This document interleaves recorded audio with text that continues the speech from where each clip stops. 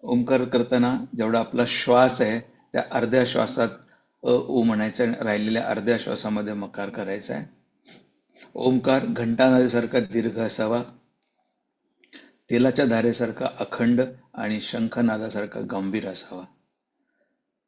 सुरुवातीला 3 ओंकार, नंतर 1 मिनिटाचं ध्यान, नंतर 2 ओंकार. एक्झेल, घर्षणयुक्त पूरक.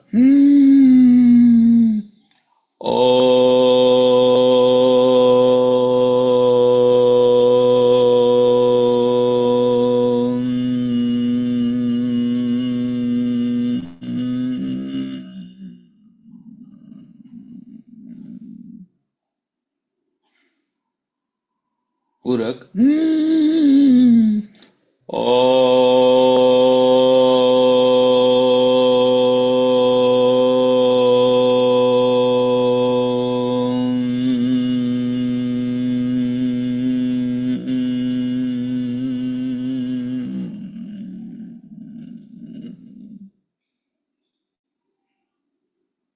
पूरक.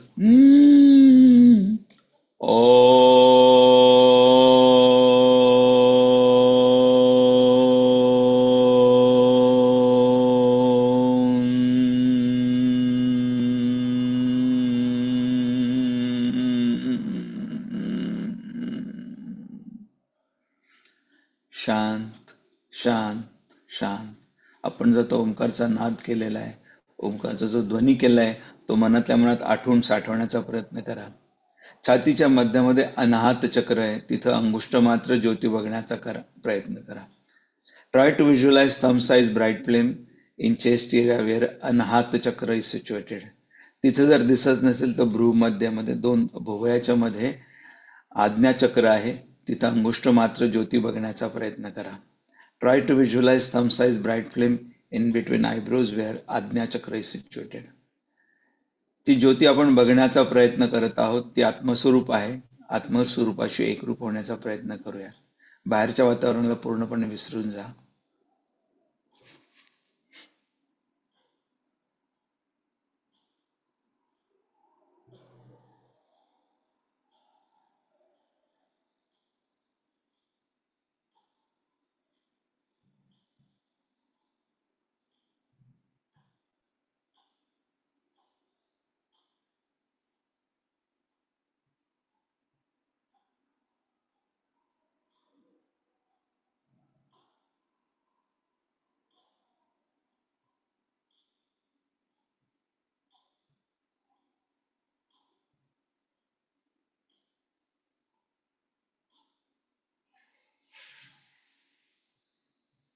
परत एकदा 2 वेळा ओंकार. एक्झेल, घर्षणमुक्त पूरक.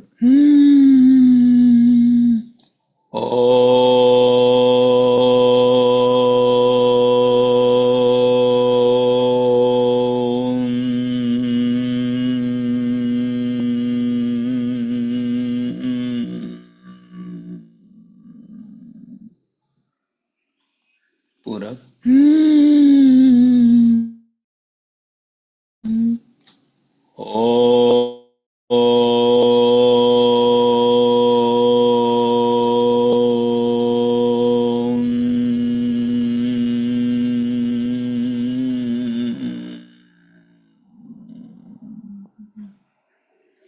दोन्ही हाताचं घर्षण. जी ऊर्जा आपण ओंकार साधनेच्या अभ्यासातून मिळवली, त्या ऊर्जेचं संचलन पूर्ण शरीरभर करूया. चेहरा कप करू.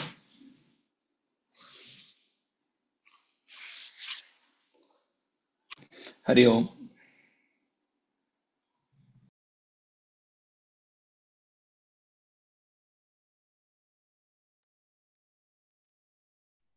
भगवद्गीता अध्याय 8 श्लोक 3, त्याच्या खालच्या ओव्या आणि त्यांच्या अर्थाचं वाचन. प्रथम आपण ओम नमोजी अध्यापासून सुरुवात करू.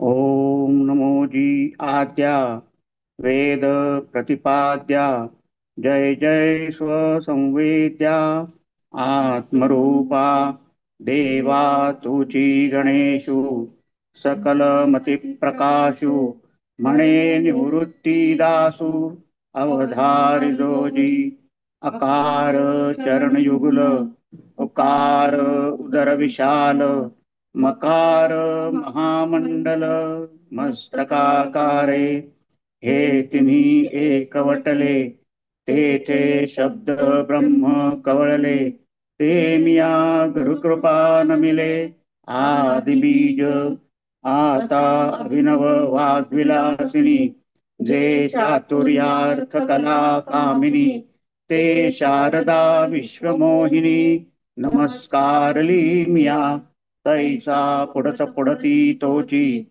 मिया अभिवंदिला श्री गुरुची, जो अभिलषित मनोरुची, पुरविता तो पुंडलीक वरदा, हरी विठ्ठल श्री ज्ञानदेव तुकाराम, पंढरीनाथ महाराज की जय. भगवद्गीता अध्याय 8 श्लोक 3. अक्षरं ब्रह्म परमं स्वभावोऽध्यात्ममुच्यते, भूतभावोद्भव करो विसर्गः कर्मसंज्ञितः. मग मणितले सर्वेश्वरे, जे आकारी इये खोकरे, कोंदले असत न खिरे, कवणे काळी एरवी सपुरपण तयाचे पहावे, तरी शून्यची नव्हे स्वभावे, परी गगनाचे पालवे, गाळून घेतले, जे ऐसेही परी विरुळे, ये विज्ञानाची खोळे, हालवले न गळे, ते परब्रह्म आणि आकाराचे निजालेपणे, जन्मधर्मा ते नेणे, आकार लोपिनी म्हणे नाही काही, ऐशिया आपुलियाची सहज स्थिती, जया ब्रह्माची नित्यता असती, तया नाम सुभद्रापती अध्यात्मगा. मग गगनी जेवी निर्मळे, ते नेणो कैची एके वेळे, उठती घनपटळे नानावर्णे, तैसे अमूर्ती तिये विशुद्धे, मदादी भूतभेदे, ब्रह्मांडाचे बांधे, हलत होची लागती, पै निर्विकल्पाची बरडी, ती आदि संकल्पाची कुटे विरूढी, आणि ते सवेची मोडोनिये ढोंडी, ब्रह्मगोडी तया एकैकाचे भीतरी पाहिजे, तव बीजाचाची भरिला देखिजे, माझी होतिया आतिया जातिया नेणिजे, लेख जीवा.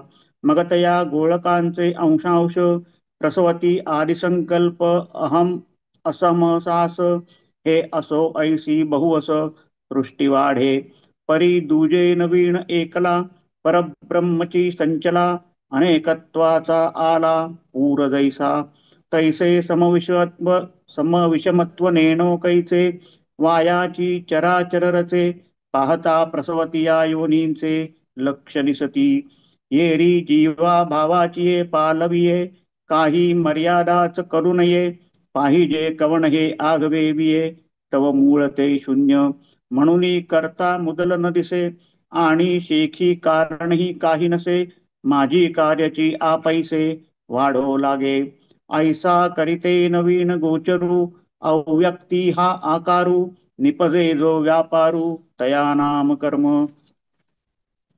श्रीकृष्ण म्हणाले, जे परम अविनाशी आहे ते ब्रह्म, ब्रह्माची आकाराच्या उत्पत्ती नाशाबरोबर उत्पन्न व नष्ट होणे, ही जी सहज स्वरूप स्थिती, तिला अध्यात्म असे म्हणतात. अक्षर ब्रह्मापासून भूतमात्रारी चराचर पदार्थांची उत्पत्ती करणारा जो सृष्टी व्यापार, त्याचे नाव कर्म. मग सर्वेश्वर श्रीकृष्ण म्हणाले, जे या सर्व फुटक्या नाशिवंत आकार मात्रात गच्च भरले असताही कोणत्याही वेळी गळत नाही, एरवी त्याचा सूक्ष्मपणा पाहू गेले तर ते शून्यच वाटेल, पण ते स्वभावाने शून्य नव्हे, कारण ते मूळचे सत आहे. शिवाय ते इतके सूक्ष्म आहे की सूक्ष्मात सूक्ष्म जे आकाश त्याच्या पदरातून ते गाळून घेतले आहे, जे इतकेही सूक्ष्म असून झिरझिरीत असलेल्या या प्रपंचरूप वस्त्राच्या गाळणीतून हलवले तरी गळत नाही, ते परब्रह्म होय.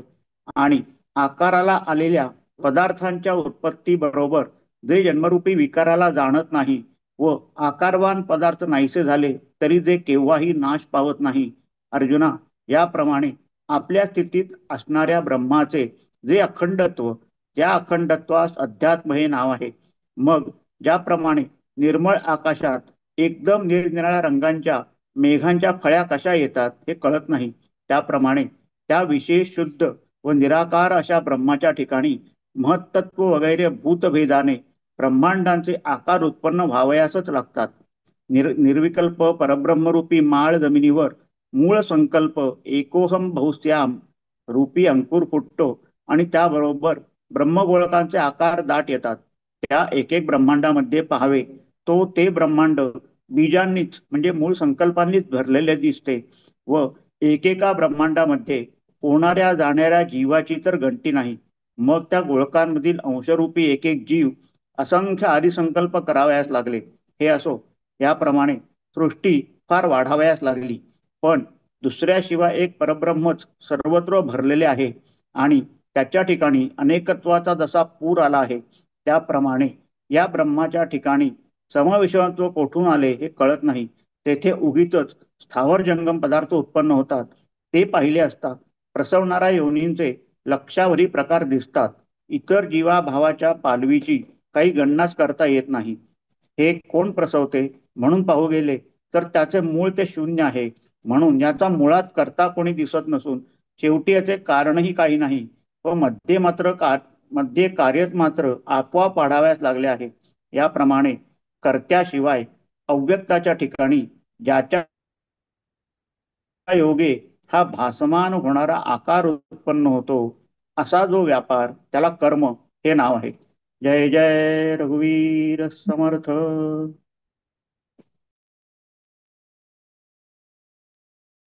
जय जय रघुवीर समर्थ.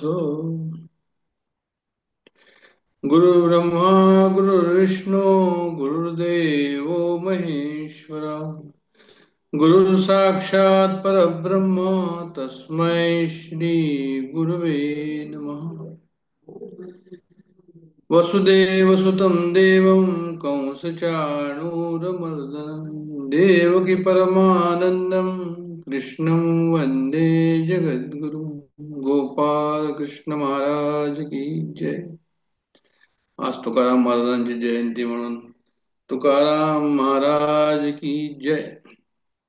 मानसीताईंनी तुकाराम महाराज जयंतीबद्दल त्यांचेच बोल या ठिकाणी लिहिले, ते मला आवडले. की शब्दामुळे दंगल आणि शब्दामुळे मंगल आणि शब्दाचेच हे जंगल जागृत राहावं.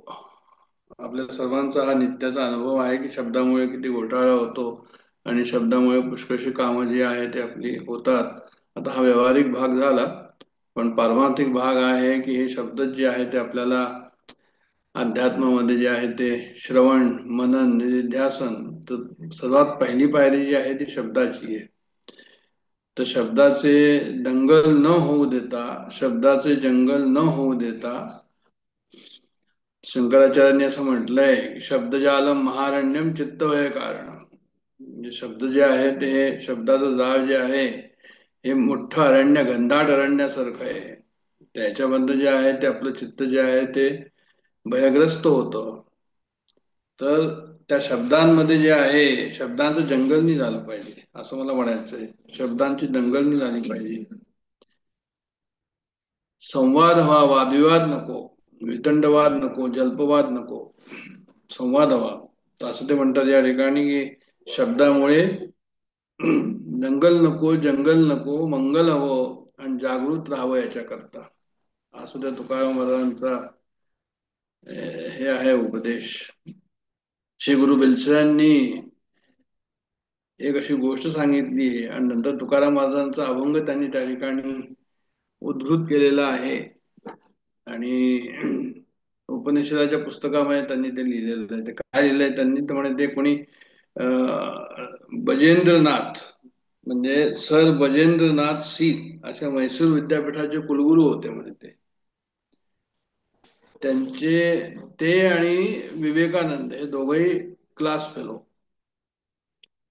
त्यांनी असं सांगितलं विवेकानंदाबद्दल की म्हणजे तेव्हा जे क्लासमध्ये असायचे तर म्हणे ते जे आहे ते लोकांचं जे आहे त्या काळाला लहानपणीच लग्न होत होती.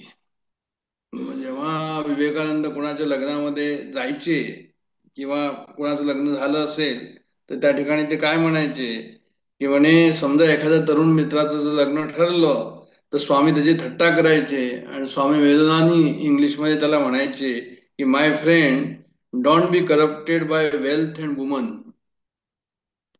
Friend don't be corrupted by wealth and women. Read the Upanishad and be corrupted by them. Upanishad, Bhagavadgita, Dasbodh, Dnyaneshwari वाचा, बी करप्टेड बाय देम. असं कोणी सांगितलं तर म्हणे असं ते विवेकानंद जे आहे ते आपल्या वर्गमित्राला त्या काळामध्ये लवकर लग्न होत होती तर त्याचं ठरलं असेल त्याला हे सांगायचे. मग संत तुकाराम महाराज काय म्हणतात, ज्यांची आज जयंती आहे आणि ज्यांची आपण आठवण करतो आहोत, तर संत तुकाराम महाराज म्हणतात की आम्ही बिघडलो तुम्ही बिघडा ना. आम्ही बिघडलो तुम्ही बिघडा ना. चंदनाचे संगे वृक्ष बिघडले. चंदनाचे संगे वृक्ष बिघडले आणि जे जे बिघडले ते चंदनाची झाले. चंदनाप्रमाणेच त्यांना मान मिळाला त्या लाकडांना. परिसाचे संगे लोखंड बिघडले. परिसाचे संगे लोखंड बिघडले आणि जे जे बिघडले ते सुवर्णची झाले. सागराचे संगे गंगा बिघडली आणि जी जी बिघडली ती सागराची झाली. विठ्ठलाचे संगे तुका बिघडला आणि जो जो बिघडला तो विठ्ठलची झाला.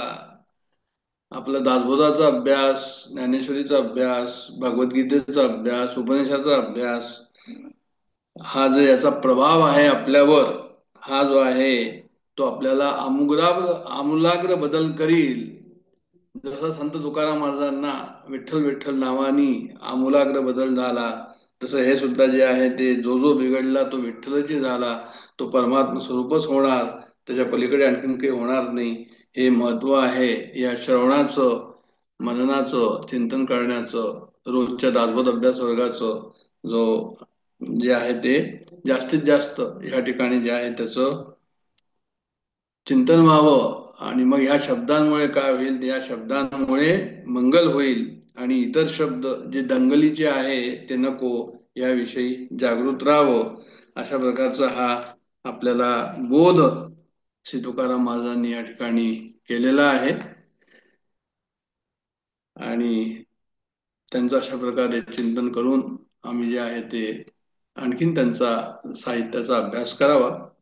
उत्तम जगद्गुरु आहे ते, त्यांना जगद्गुरु म्हटलेलं आहे.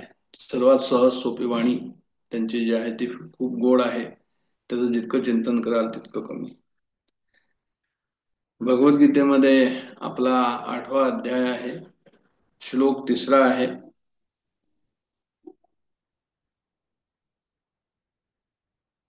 कदाचित आपण पाहूया हा श्लोक झाल्यानंतर जर आपल्याला वेळ राहिला तर आपण ज्ञानेश्वरीकडे वळू, नाही तर पुढच्या वेळेस ज्ञानेश्वरीकडे जाऊ, या श्लोकाचा अर्थ पाहू. काय झालेलं आहे तर म्हणे 7व्या अध्यायामध्ये काय झालं, 7व्या अध्यायामध्ये जो शेवटले श्लोक होते त्याच्या अनुषंगाने हा 8वा अध्याय आहे. हे आपण थोडस पहिले पाहिलेलं आहे, नाही असं नाही, पण तरी पण 7व्या अध्यायामध्ये जो 28वा श्लोक आहे, 30 श्लोक त्याच्यामध्ये आहे, 28, 29, 30. तर त्याच्यामध्ये 28वा श्लोक 7व्या अध्यायाचा, त्याच्यामुळे त्यांनी असं म्हटलं, येशाम त्वंतगतम पापम जनानाम पुण्यकर्मणाम ते द्वंद्वमोह निर्मुक्ता भजन्ते माम दृढवता. म्हणजे ज्या पुण्यकर्म मनुष्यांची पापे नष्ट झाली आहेत ते द्वंद्वमोहरहित झालेली माणसे दृढ होऊन, दृढव्रती होऊन माझं भजन करतात. द्वंद्वमोह निर्मुक्ताम भजन्ते मा दृढव्रता. म्हणजे आम्ही पुण्यकर्म करतो, अध्यात्माचं वाचतो, आमचं अंतःकरण जे आहे ते शुद्ध होतं, भगवंताचं आम्ही भजन करतो या ठिकाणी. तर मग हळूहळू काय होईल तर म्हणजे आम्ही द्वंद्व आणि मोहानी रहित होऊ. आम्हाला हा जगाबद्दलचा जो मोह आहे तो कमी होईल. भजनामध्ये आम्ही दृढ होऊ, भगवंताच्या भजनामध्ये. हे काय या ठिकाणी घेतलं गेलं की जसं भजन या ठिकाणी सांगितलंय की भजन ते माम दृढवता, हे भजन कसं करायचं. ते एक भजन तर आपल्या सर्वांना माहिती की आपल्याकडे पेटी असते, तबला असतो, टाळ असतं, ते भजन असतं. ते भजन आहे, चांगलंच आहे, प्रिय आहे, सर्वांनाच प्रिय आहे त्याचं. पण भजन ते माम दृढवता हे जे या ठिकाणी त्यांनी म्हटलेलं आहे की ही जी भजनाची प्रणाली आहे, भजनाचा प्रकार आहे, तर या 8व्या अध्यायामध्ये सुद्धा त्यांनी भगवंताच्या भजनाचा प्रकारच सांगितला आहे असं म्हणायला काही हरकत नाही. म्हणजे जसं सुरुवातीला त्यांनी म्हटलं 7व्या अध्यायाच्या की माझाच आश्रय घे,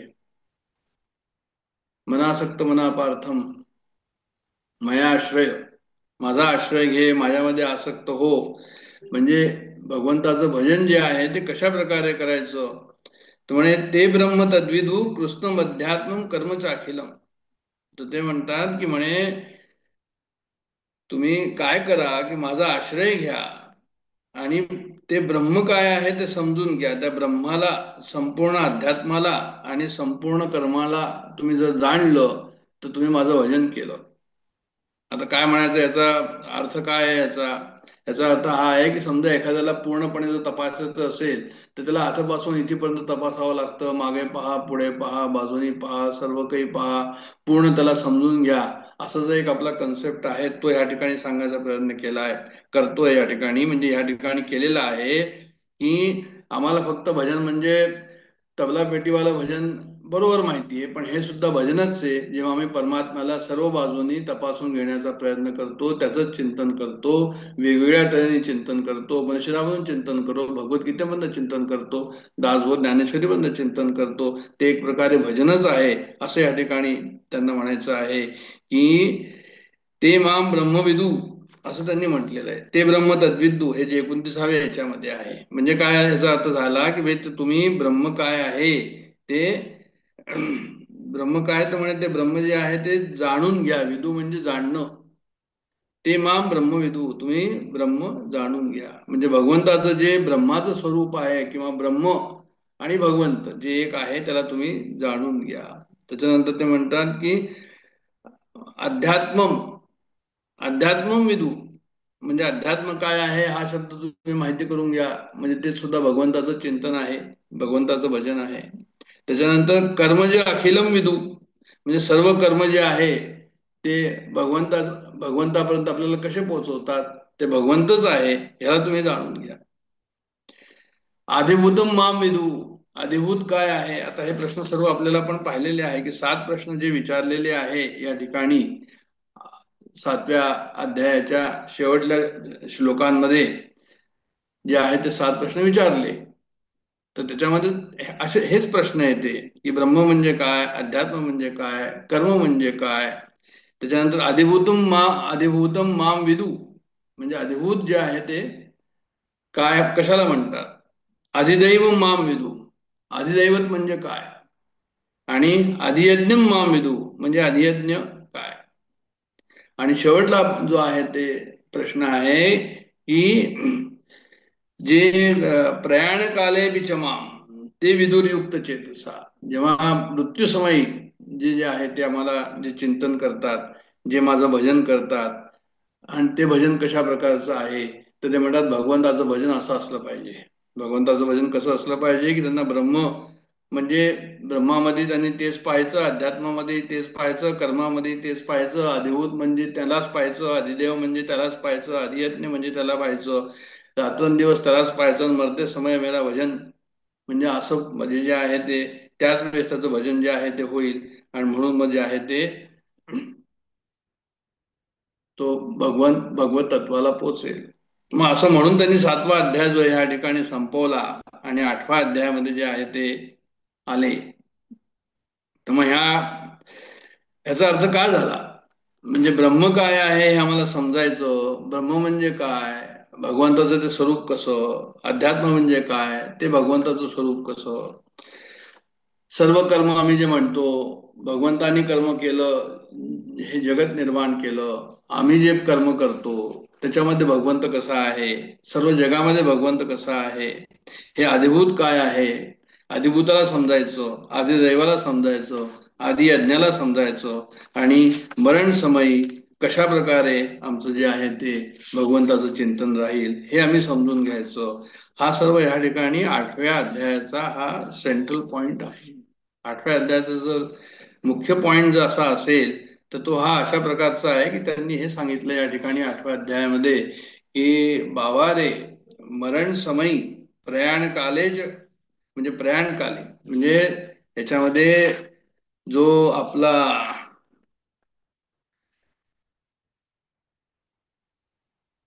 जो प्रयाण काले म्हणजे ज्या ज्या भावानी परमात्म्याचं स्मरण आम्ही मृत्यूच्या वेळी करू, ज्या भावानी मृत्यूच्या वेळी आम्ही परमात्म्याचं स्मरण करू त्या भावाला आम्ही प्राप्त होऊ, असा हा 6वा श्लोक 8व्या अध्यायाचा सांगतो आणि तो मुख्य आहे.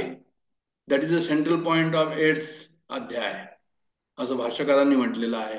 तो सेंट्रल पॉइंट कशा प्रकारचा आहे की मृत्यूसमयी आमचा भाव जो आहे तो परमात्म्यात असला पाहिजे आणि तो जर परमात्म्यात असेल तर मग जे आहे ते आम्हाला पुनरपि जननम पुनरपि मरणम नाही आणि आमचा जो भाव असेल आपल्या मृत्यूसमयी त्या भावामध्ये जे आहे नंतर आमचा जन्म होईल. मग आता हे शेवटच्या वेळी तर काय होतं म्हणजे शेवटच्या वेळी तर मनुष्य बेहोशी असतो एखाद वेळेस, मनुष्याला काही लक्षात राहत नाही. तर मग कसं करायचं तर म्हणे याचा अर्थ हा आहे की तुम्ही जीवनभर जर त्याचं चिंतन केलं आणि अशा प्रकारे जे आहे ते भगवत चिंतन जर करत राहिला सर्व बाजूनी तर म्हणजे प्रयाण कालामध्ये काय होईल तर मग त्याचा भाव राहण्याची शक्यता आहे. नुसतंच वेळेवर म्हटलं किंवा शेवटल्या वेळेस आम्ही आपलं आठवण करून घेऊ आणि आमचं काम होईल तर तसं नाहीये. तर 8वा अध्याय मला हेच सांगतोय की जे महत्वाचे काही गूढ या ठिकाणी प्रक्रिया या ठिकाणी सांगितलेल्या आहे. असा जो अध्याय या ठिकाणी तो मुख्य म्हणजे प्रयाणकालेपी जे आहे तो आम्हाला कशा प्रकारचा भाव असायला हवा आणि तो भाव जर झाला तर आमचं जीवन जे आहे मग ते कल्याणमय होईल. तर आता अर्जुन जो आहे तो हा विचारतो म्हणजे हे प्रश्न सर्व अर्जुनाने या ठिकाणी केलेले आहे. म्हणजे काय होतं की आपण जेव्हा हे प्रश्न अशा प्रकारचे विचारतो तर जे आहे ते प्रश्न आमचा त्या ठिकाणी उद्देश हा असला पाहिजे की we should be serious in all this questions. म्हणजे अर्जुन जो आहे तो विचारत होता भगवंताला, आम्हाला सुद्धा तशा प्रकारचे प्रश्न जे आहेत ते पडले पाहिजे, आम्हाला सुद्धा त्याच्यामध्ये उत्सुकता असली पाहिजे. नुसतंच विचारायचं म्हणून विचारायचं, नुसतंच पारायण करायचं म्हणून पारायण करायचं, नुसतंच आलेलं आहे त्या ह्याच्यामध्ये म्हणून वाचायचं असं नाहीये. तर ते म्हणतात की नाही, भगवद्गीतेचा तुम्ही सिरियसली अभ्यास करा आणि जे अर्जुनाचे प्रश्न होते ते तुमचे सुद्धा प्रश्न होतील आणि अर्जुनाचे प्रश्न सर्व जे आहे आता मी जे बोललो तेच अर्जुनाचे प्रश्न आहे. मग असं जर कोणी म्हटलं की गीता काय कर्माचा सिद्धांत आहे का, तर नाही, गीता जे आहे ते कर्म या ठिकाणी जे आलेलं आहे, कर्माचं आपण इतकं विवेचन करतो या ठिकाणी, त्या कर्म जे आहे ते भगवंताशी योग त्याचा कसा व्हावा याच्याबद्दलचं गीतेचं विवेचन आहे. म्हणून परत परत परत ह्या गोष्टीचा जो आहे तो आपल्याला विचार करायला हवा की आमचं गीतेचं जे अध्ययन आहे ते राईट डायरेक्शन मी आहे की नाही, भगवंताची ओळख आम्हाला पूर्ण तऱ्हेने या ठिकाणी होतेही आहे की नाही, भगवंताची ओळख पूर्ण व्हावी म्हणून हे सर्व 7 प्रश्न या ठिकाणी आहे की पूर्ण ओळख व्हायला हवी. जर पूर्ण ओळख नसेल भगवंताची म्हणजे याचा अर्थ हा झाला की आम्ही रिस्कमध्ये आहोत. भगवंताची ओळख पूर्ण होणं जरुरी आहे. म्हणून जे आहे ते अशा प्रकारचे प्रश्न जो अर्जुन विचारतो त्याच्या पाठीमागे सुद्धा फिलॉसॉफी आहे. ही फिलॉसॉफी काय आहे अर्जुनाच्या प्रश्नांच्या पाठीमागे की त्यांनी भगवंताला पूर्णपणे समजून घ्यावं आणि म्हणून तो पुरुषोत्तम म्हणतो त्यांना. म्हणजे तो म्हणतो की मी पुरुषोत्तम, पुरुषोत्तमचा अर्थ असा आहे की तुम्ही जे आहे ते आदराच्या भावाने त्यांनी म्हटलेलं आहे. म्हणजे 15व्या अध्यायामध्ये जो 18वा श्लोक आहे त्याच्यामध्ये सुद्धा यस्माक्षरमध्ये तो अमक्षरावती चोत्तम तोस्मी लोके वेदे जे प्रार्थित पुरुषोत्तम, तिथे सुद्धा पुरुषोत्तम म्हटलंय. आणि त्याचा अर्थ हा आहे की क्षर म्हणजे नाशवान आणि अक्षर म्हणजे जे नाशवान नाही. त्याचा अर्थ हा झाला की नाशवान आणि जे नाशवान नाही म्हणजे अनादी म्हणजे जीवात्मा, त्याच्याही पलीकडे जो कोणी आहे तो उत्तम पुरुष आहे. म्हणून त्याला त्यांनी म्हटलेलं आहे की जे आहे ते पुरुषोत्तम नावाने या ठिकाणी हाक मारलेला आहे की अक्षराच्या पलीकडे जो आहे तो कोण? तर म्हणे तो पुरुषोत्तम. असं आदराने त्यांनी म्हटलेलं आहे आणि त्या आदराने त्यांनी प्रश्न त्या ठिकाणी विचारलेला आहे. आणि एवढंच नव्हे तर पुढच्या याच्यामध्ये अधियत्नम कथम कोन्नम देहेस्मिन मधुसूदना. तर मधुसूदन सुद्धा त्यांनी म्हटलेलं आहे त्या ठिकाणी. मधु म्हणजे राग द्वेष, मधु म्हणजे आसक्ती, आणि सूदन म्हणजे नष्ट करायचं. तर म्हणजे जो माझी आसक्ती नष्ट करेल असा तू आहे मधुसूदन. मधुसूदन राक्षसाला मारलं ज्याने ब्रह्माचे काय ते वेद चोरलेले होते, ती वेगळी गोष्ट आहे, ती पुराणाची गोष्ट आहे. पण ह्या ठिकाणी आम्हाला जो विशेष अर्थ घ्यायचा आहे तो असा की आमची आसक्ती, आमचं रागद्वेष ह्या ठिकाणी जे आहे ते परमात्म्याने नष्ट करावं, म्हणून त्याला मधुसूदन असं म्हणून सुद्धा हे सर्व प्रश्न त्यांनी या ठिकाणी विचारलेले आहे. तर काय प्रश्न विचारला तर म्हणे ब्रह्म किम असं विचारलेलं आहे की ब्रह्म म्हणजे काय आहे. आता ब्रह्म म्हणजे काय आहे तर ब्रह्माचा अर्थ भगवद्गीतेमध्ये प्रणव म्हणून पण आलेला आहे, म्हणजे दुसरा शब्द. वेदामध्येही याचा ब्रह्म शब्द आलेला आहे. प्रकृती म्हणून सुद्धा भगवद्गीतेने ब्रह्माला म्हटलेला आहे. म्हणजे ब्रह्माचा अर्थ प्रकृती म्हणून केलेला आहे. 14 अध्यायामध्ये तो 3रा श्लोक आहे की मम योनिर महद ब्रह्म तस्मिन गर्भ दधाम्यहम. म्हणजे त्यांनी असं म्हटलंय त्या ठिकाणी की मी महद ब्रह्माच्या द्वारे मी जे आहे काय करतो, गर्भ धारण करतो. कोणामध्ये? प्रकृतीमध्ये. म्हणजे ब्रह्मापासून जे पुरुषत्व, जे चैतनतत्व, ते प्रकृतीमध्ये त्याच्याशी संयोग करून आणि हे पुढचं सर्व जगत जे आहे ते निर्माण करतो. अशा प्रकारे त्या ठिकाणी त्यांनी जे आहे ते महत्त्व, महद ब्रह्माला जे आहे काय म्हटलेलं आहे, महद ब्रह्माला त्यांनी जे आहे ते प्रकृती म्हणून म्हटलेलं आहे की महद ब्रह्म म्हणजे प्रकृतीचा भाग झाला, प्रकृतीची सुरुवात तिथून झाली. तर माझी महद ब्रह्म प्रकृती, माझी महद ब्रह्मरूप प्रकृती म्हणजे जी त्रिगुणमयी माया आहे, त्रिगुणमयी माया आहे, ते सर्व भूतांची योनी आहे आणि ते गर्भधारणेचे स्थान आहे. त्याला सुद्धा त्यांनी तिथे ब्रह्म म्हटलेलं आहे. आणि मी त्या योनीच्या ठिकाणी चैतन्य रूपी बीजाची स्थापना करतो. म्हणजे एकीकडे प्रकृती आहे, एकीकडे जे आहे ते काय आहे, महद्ब्रह्म आहे. आणि महद्ब्रह्म काय करतो म्हणजे त्या ठिकाणी भगवंत जे आहे ते चैतन्य रूपाने बीजाची स्थापना करतात. तर म्हणजे ब्रह्माचा जेव्हा आपण अर्थ पाहतो तेव्हा अशा प्रकारचे अर्थ जे भगवद्गीतेने दिलेले आहे त्याच्याबद्दल आपल्याला सुद्धा माहित असायला हवं असं त्यांना म्हणायचं या ठिकाणी. म्हणजे किम तत् ब्रह्म किंवा किम अध्यात्म असं जर म्हटलं त्या ठिकाणी, म्हणजे अध्यात्म म्हणजे काय, किम कर्म, किम अधिभूत, कित अधिदैव, किम अधियज्ञ, आणि प्रयाण काळे म्हणजे प्रयाण काळाच्या वेळेस तो कसं ध्यान करतो. हे सर्व प्रश्न जे आहे ते परत या ठिकाणी का मी परत म्हटले की म्हणजे या प्रश्नांचं उत्तर आपल्याला जर मिळालं आणि आपल्या चित्तामध्ये ठसलं तर परमात्म्याचं पूर्ण रूपाने आम्हाला जे आहे त्या ठिकाणी आकलन होईल, दर्शन होईल आणि त्याचा आम्हाला लाभ होईल. म्हणून हे परत परत या ठिकाणी जे आहे ते म्हटलेलं आहे. म्हणजे या ठिकाणी विदू असं म्हटलेलं आहे. विदूचा अर्थ होतो जाणणं, विदूचा अर्थ होतो समजणं. हे का महत्वाचं आहे विदू या ठिकाणी तर म्हणे ज्ञानामध्ये, ज्ञानमार्गामध्ये अत्यंत आवश्यक आहे काहीतरी आम्ही समजायचो, म्हणजे ते समजून घ्यायचं ज्ञान, म्हणजे त्याची पहचान करायची आपण ज्याला म्हणतो, म्हणजे ओळखायचं त्याला. मग हे का महत्वाचं आहे ते यासाठी महत्व आहे की शेवटी आमचं मिसअंडरस्टँडिंगच आहे की जे आम्हाला जे आहे ते या संसारामध्ये फसवत आहे. एकदा जर आम्हाला संसाराचं स्वरूप नक्की कळलं की कशा प्रकारचं संसाराचं स्वरूप आहे आणि परमात्म्याचं स्वरूप कशा प्रकारचं आहे याचं जर आम्हाला आकलन झालं तर मग जे आहे ते, आणि ते ज्ञानानेच होईल, म्हणजे अज्ञान जाऊन ज्ञान येईल. म्हणून विदू शब्द जो आहे तो फार महत्वाचा आहे. म्हणजे एक उदाहरण जर द्यायचं झालं तर त्यांनी असं सांगितलंय भाष्यकारांनी की त्रिपुरा रहस्यामध्ये दत्तात्रय आणि पुरुषोत्तम आपला परशुराम हा संवाद आहे, त्याला दत्तभार्गव संवाद सुद्धा म्हणतात.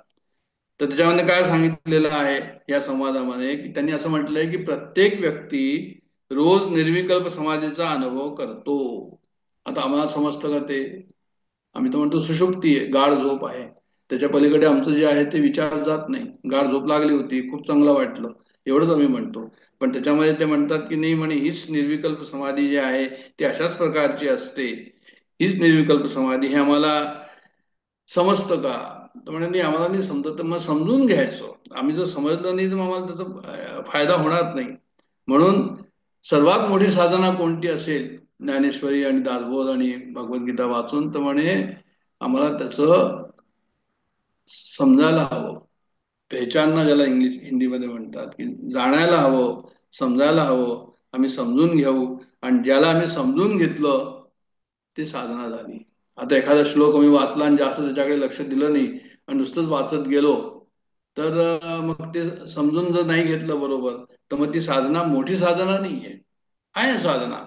तुम्ही जर रोज भगवद्गीता वाचाल आणि वाचत जाल आणि मग तुम्हाला भगवद्गीता पाठ होऊन गेली, 600 श्लोक पाठ झाले, तुम्ही म्हणाल की अरे वा, लोक तुमची तारीफ करतील, यात काही वाद नाही.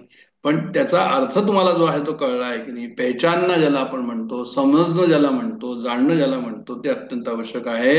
म्हणून जसं आम्ही जागृत अवस्था ओळखतो, जशी आम्ही स्वप्नाची अवस्था ओळखतो, जशी आम्ही सुषुप्तीची अवस्था ओळखतो, तशीच ही निर्विकल्प समाधी आहे.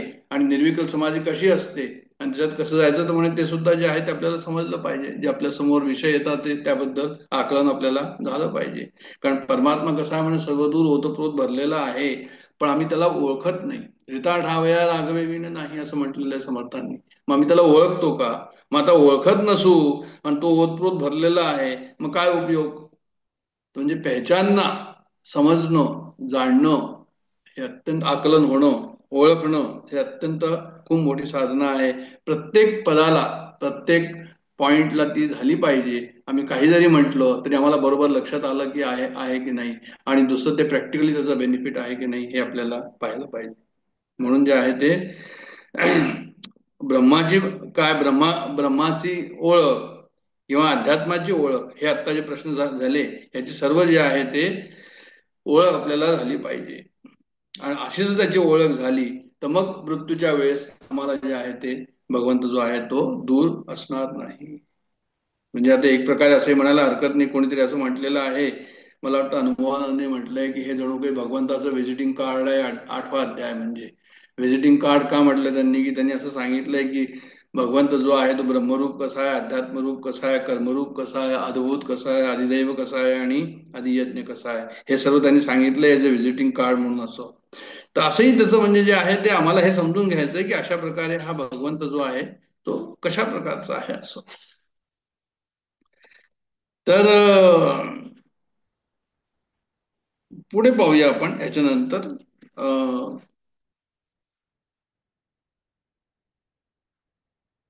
एक आणखीन विचार या ठिकाणी दिलेला आहे या बाबतीमध्ये, आणि तो अशा प्रकारचा आहे की हा जो तिसरा श्लोक आहे, अक्षरम ब्रह्म परमम, की म्हणजे हे जे आहे ते काय आहे, तर म्हणे हे ब्रह्म जे आहे ते कसं आहे, तर म्हणे अक्षर आणि परमम. म्हणजे अक्षर कशाला म्हणतात, तर म्हणे न क्षरती इति अक्षरा. म्हणजे आपल्याला जे आहे ते एक क्षर आहे, एक अक्षर आहे, एक ज्याचा म्हणजे नाशवान नाही, आणि एक जे आहे ते नाशवान आहे. त्यालाच त्यांनी जे आहे ते पराभक्ती आणि पराज्ञान म्हटलेलं आहे. अजो नित्य शाश्वतोयम पुराणे, असं कठोपनिषद म्हणतो, की जे नित्य आहे, शाश्वत आहे आणि पुराण आहे म्हणजे जुनं आहे ते असं. तर म्हणजे जी जीव वस्तू आहे, जी वस्तू कल्पित आहे तिचा नाश होईल, आणि जी वस्तू वास्तव आहे त्याचा नाश होणार नाही. म्हणजे अस्ति किंतु न भाती, म्हणजे जसं पाण्यावर शेवाळ असेल तर म्हणजे शेवाळ जे आहे ते कसं आहे, टेम्पररी आहे. तसं अज्ञानाचं आवरण ब्रह्मावर जर आहे आणि अज्ञान हटवलं, जसं शेवाळ हटवल्यावर पाणी दिसतं, तसं ब्रह्मावरचं अज्ञान जर हटवलं तर मग काय होईल, तर म्हणजे जे आहे ते ब्रह्मच आपल्याला दिसेल. बरं, ढग समजा असतील आणि सूर्य झाकला असेल आणि ढग गेले तर सूर्य दिसेल, तर तशाच प्रकारचं हे आहे की न क्षरती इति अक्षरा, म्हणजे अक्षर कशाला म्हणतात, ब्रह्म कशाला म्हणतात, तर म्हणजे जे आहे ते परम जे आहे ते ब्रह्म आहे. अंतर्बाह्य ब्रह्म म्हणजे अग्नी लोखंडाला अंतर्बाह्य व्यापतो, तसंच ब्रह्म सर्व जगाला अंतर्बाह्य व्यापलेला आहे. आणि काही ठिकाणी काय आहे की याच ओंकाराला, याच ब्रह्माला ओंकार म्हणून सुद्धा त्याचा प्रयोग केलेला आहे. म्हणून हे सुद्धा लक्षात ठेवायला हवं की ओंकारवाचक शब्द हा ब्रह्म नाही पण परम लिहिलेला आहे. याचा अर्थ हा की निर्गुण निराकार जे आहे जे तत्व आहे त्यालाच या ठिकाणी जे आहे ते काय म्हटलंय, त्यामुळे त्यालाच या ठिकाणी जे आहे ते ब्रह्म म्हटलेलं आहे. तर जो असंही म्हणायला हरकत नाही की ज्याने निर्मिती स्थिती आणि संहार होतो त्याला ते ब्रह्म म्हणतात. जे अदृष्ट आहे पण आम्हाला जे आहे ते दृष्ट होतं. म्हणजे काय, आम्ही ऐकतो कोणाच्या याने, पण खरं म्हणजे काय की तो दिसत नाही पण त्याच्यामुळे आम्हाला ऐकू येतं. तो दिसत नाही पण त्याच्यामुळे आम्ही बोलतो. आणि ब्रह्मसूत्रामध्ये असं म्हटलंय की अक्षर म्हणजेच परमात्मा असंही म्हटलेलं आहे. तर अशा प्रकारे ब्रह्माचं जे आहे ते त्यांनी या ठिकाणी आपल्याला कन्सेप्ट दाखवला आहे की ब्रह्म म्हणजे काय. तर अक्षरम परमम ब्रह्म किंवा अक्षरम ब्रह्म परमम, ब्रह्माचा अर्थ असाही होतो की बृहत्वात ब्रह्म, म्हणजे सर्वात मोठं आहे. त्याला त्यांनी काय म्हटलं, म्हणजे त्याला सर्वात मोठं जे आहे त्याला त्यांनी म्हटलेलं आहे ब्रह्म. मग सर्वात मोठं देहामध्ये काय आहे, त्यामुळे सर्वात मोठं देहामध्ये जे आहे ते पोट आहे. तर तसंच म्हणजे जे आहे ते मग देहामध्ये काय, प्राण त्याच्याहून मोठा आहे म्हणे, मन म्हणे त्याच्याहून मोठा आहे, बुद्धी त्याच्याहून मोठी आहे. मग ही व्यष्टी बुद्धी झाली, आपली बुद्धी झाली. त्याच्यानंतर मोठी बुद्धी म्हणजे प्रकृतीची बुद्धी, म्हणजे समष्टी बुद्धी, ती आणखीन मोठी आहे. आणि ही प्रकृती ही समष्टी बुद्धी ज्याच्या आधारावर आहे, जो सर्वांचाच जो आधार आहे, जो सर्वांचंच अधिष्ठान आहे, ते काय तर म्हणजे ते परब्रह्म. आणि ते सर्वात मोठं म्हणजे बृहत्वात ब्रह्म, म्हणजे मोठ्यात मोठं असं जे दिलेलं आहे, म्हणजे सर्वात मोठं, त्याच्यापेक्षा आणखीन मोठं नाही. अशा प्रकारे त्यांनी ब्रह्माचा जो आहे तो अर्थ या ठिकाणी केलेला आहे. म्हणून आम्हाला काय करायचं, भगवंताला ब्रह्मा रूपामध्ये ओळखायचं, म्हणजे भगवंताला ब्रह्मरूपामध्ये ओळखायचं, ब्रह्माची व्यापकता आम्ही जाणून घ्यायची, ब्रह्मा किती मोठा आहे हे आम्ही जाणून घ्यायचं. म्हणजे ज्या ठिकाणी काही परिच्छेद नाहीये, म्हणजे लिमिटेशन नाहीये, असं जे तत्व आहे, म्हणजे ज्या ठिकाणी जे आहे देश काळ वस्तू परिस्थिती याचं काही बंधन नाहीये. जेव्हा आम्ही म्हणू आमच्या करतात आम्ही सांगू इतकी आमची हाईट आहे, तर याचा याचा अर्थ हा झाला इतकं आमचं लेंथ आणि विड्थ आहे असं जर म्हटलं तर त्याच्यामध्ये काय झालं तर म्हणजे आकाराला जे आहे काहीतरी बंधन आलं. त्याच्यानंतर जे आहे वजन जर म्हटलं की इतकं वजन आहे तर म्हणजे तो वस्तू परिच्छेद झाला की वस्तू ही एवढ्या वजनाची आहे. नंतर असंही आहे की मी देह आहे मी टेबल नाहीये, याचा अर्थ हा झाला की त्याच्यामध्ये परत परिच्छेद झाला, म्हणजे बंधन आलं, म्हणजे लिमिटेशन आलं.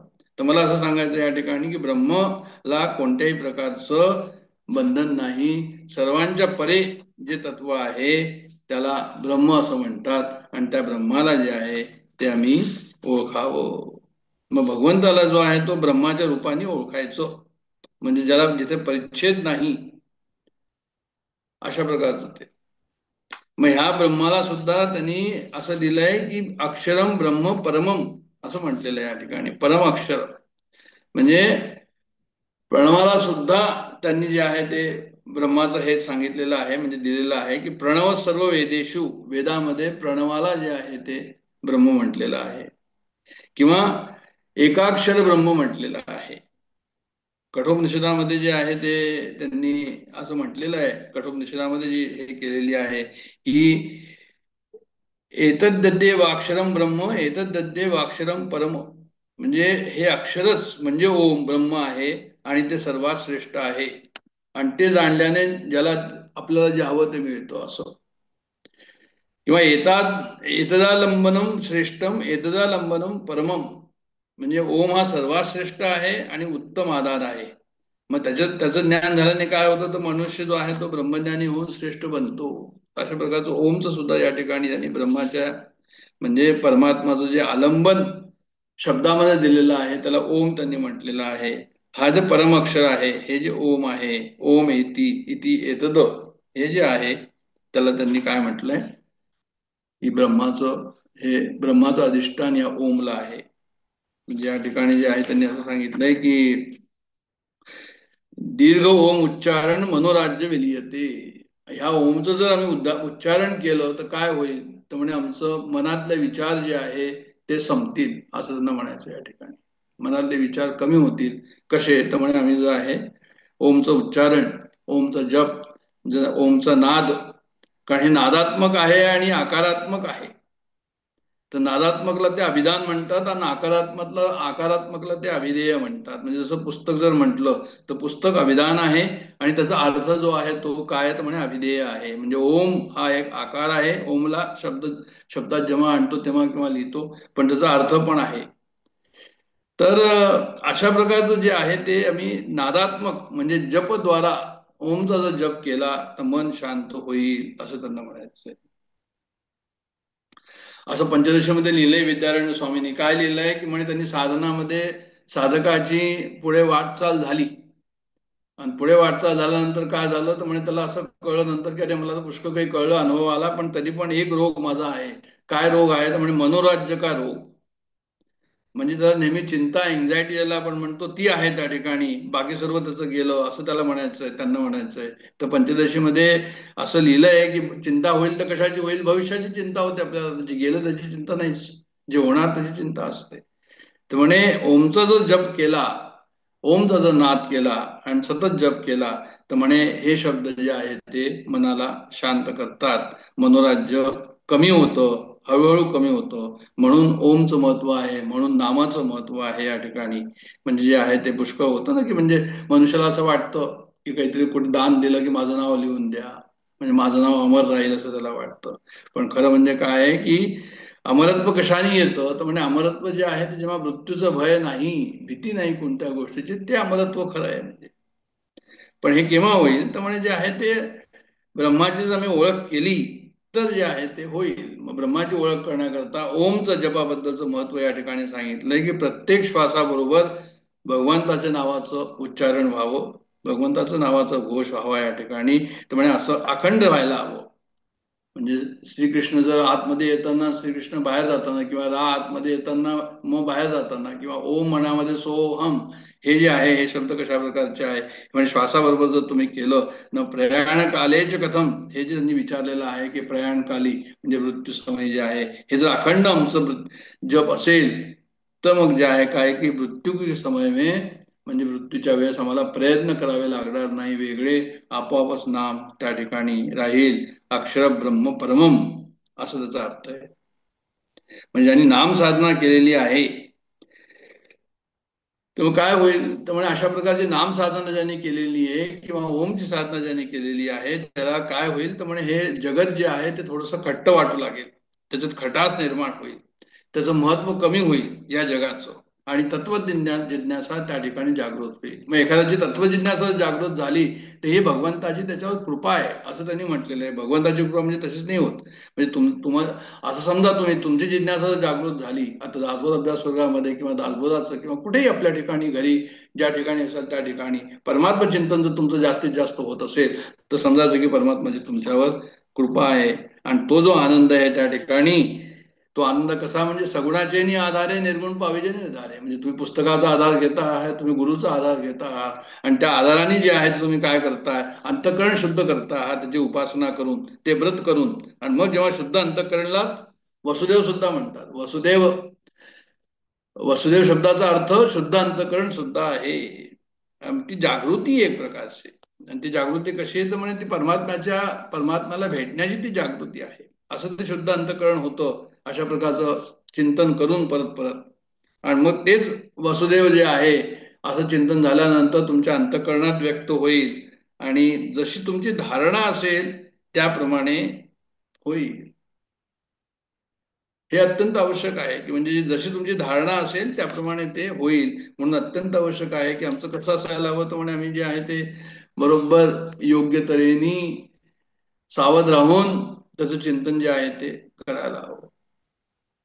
आता ह्या ओमचं मांडुक्य उपनिषदामध्ये सुद्धा, आता हे मी का सांगतो सर्व की अक्षरम ब्रह्म परमम याचा विचार आपण करतो आहे की ब्रह्माचा विचार करतो आहे, आणि ब्रह्माचा विचार मग ओमच्या ह्यानी पण होतो, रेफरन्स मध्ये होतो. आणि ओमचा विचार या ठिकाणी जो आपण थोडासा केला तो कठोपनिषदामध्ये सांगितलं की काय होतं म्हणून, तसंच हे मांडुक्य उपनिषदामध्ये पण आहे.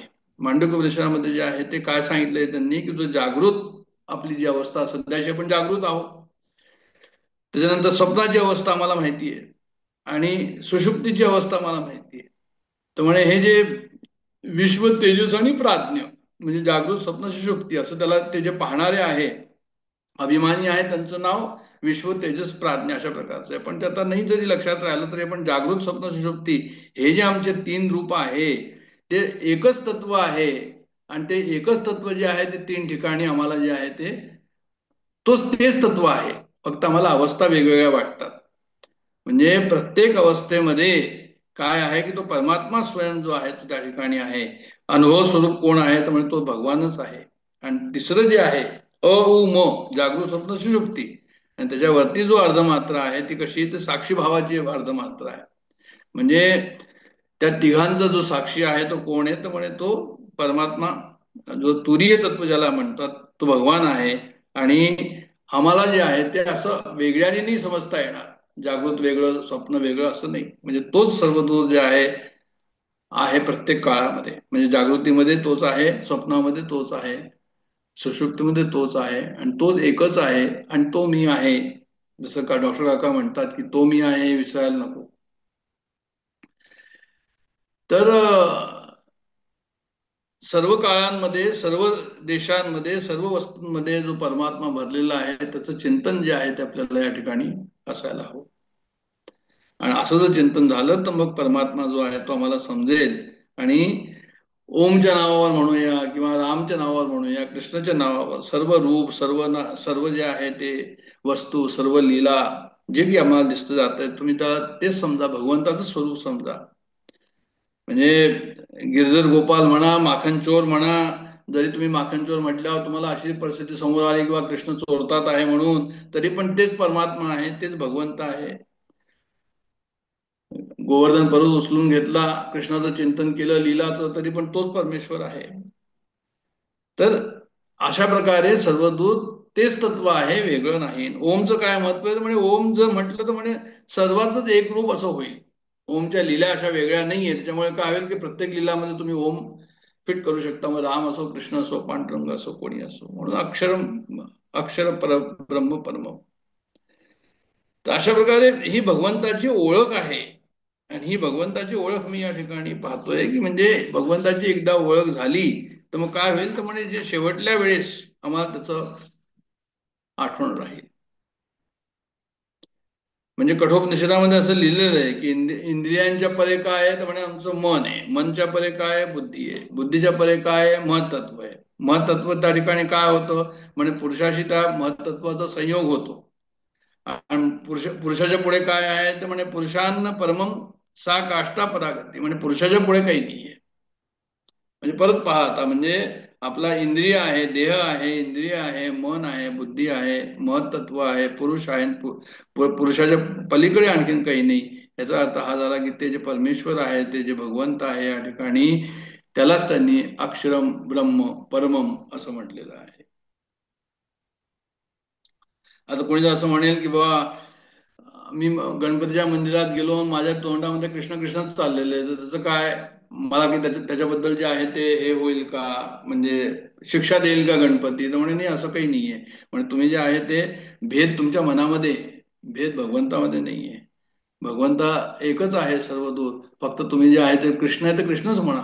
जो जिथे असेल तिथे त्यांनी तसं म्हणावं. आता रामकृष्णाचं सुद्धा असं होतं कुठेही जरी गेले तरी ते आईचीच आठवण करायचे मंदिर कोणतेही असो.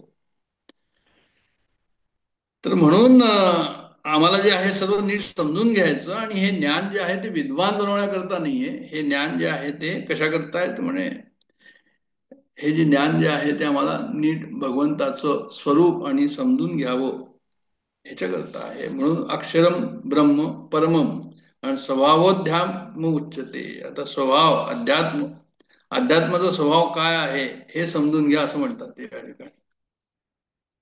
म्हणजे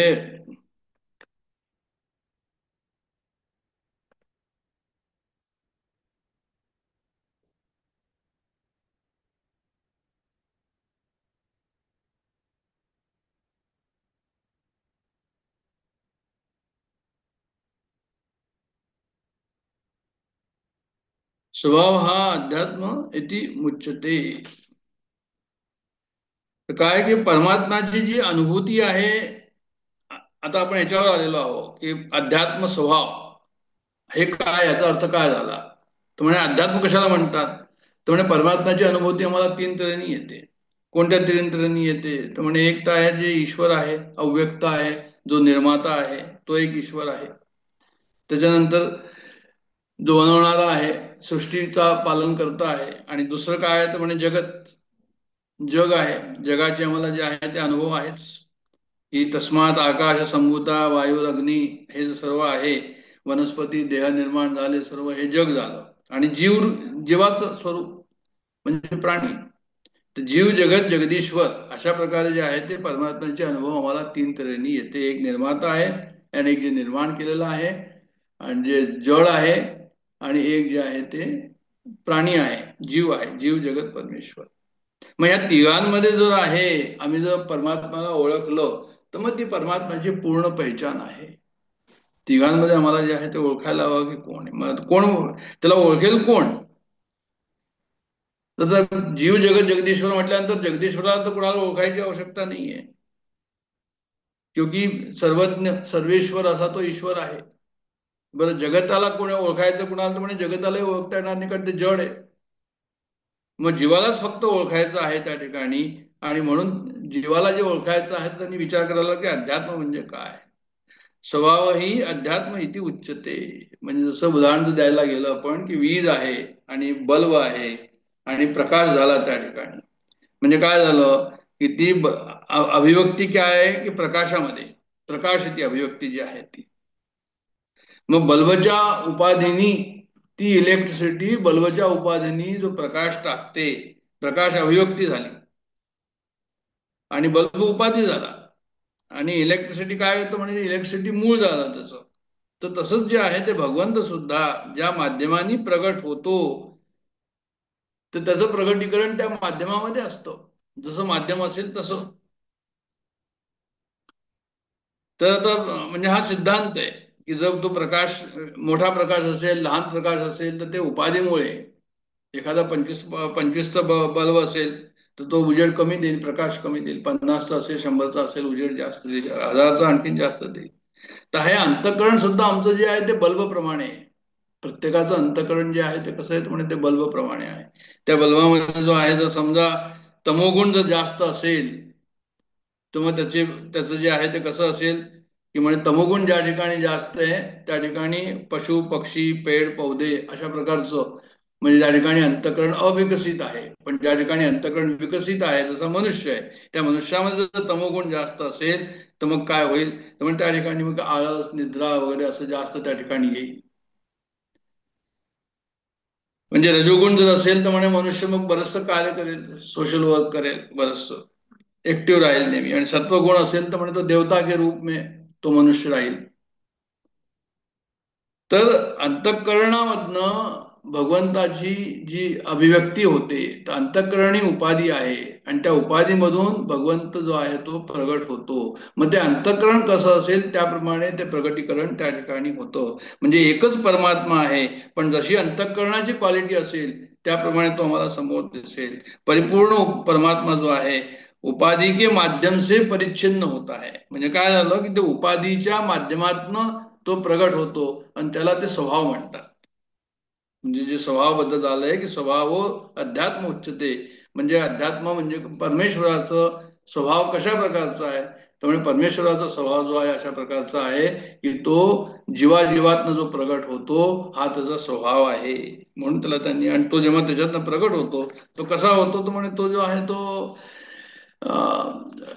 जो आहे तो जसं त्याचं असेल त्या ठिकाणी शुद्धीकरण त्याप्रमाणे जो आहे तो होतो.